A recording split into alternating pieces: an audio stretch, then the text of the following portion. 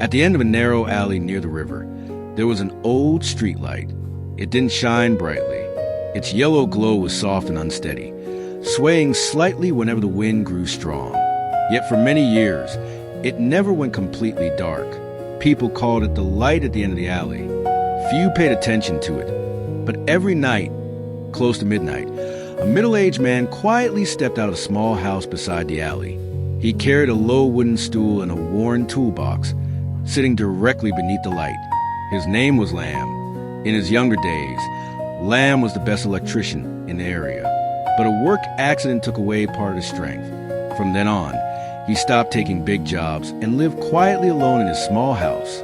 No one knew why he cared so much about that streetlight. On stormy nights, people would see him shielding the light with his raincoat, wiping water from a glass. When the bulb flickered, he would silently replace wires and adjust the fuse. Some neighbors laughed and said, "That light belongs to the city.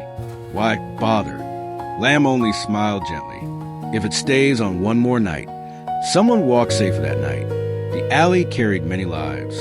A fish vendor pushing his cart home late, a college student returning from a night shift, an elderly woman waiting up for her child. No one ever said out loud, but everyone felt comforted by that yellow light. It wasn't strong enough to chase away all the darkness, but it was enough to remind them they weren't alone. One night, heavy rain poured without pause. Strong winds suddenly extinguished the light. People thought it will be fixed tomorrow. But that night, Lamb didn't come out. The next morning, the neighborhood learned the truth. Lamb had passed away quietly from a heart attack. His funeral was simple, yet more people came than anyone expected. Some brought small flowers. Others stood silently in front of his house.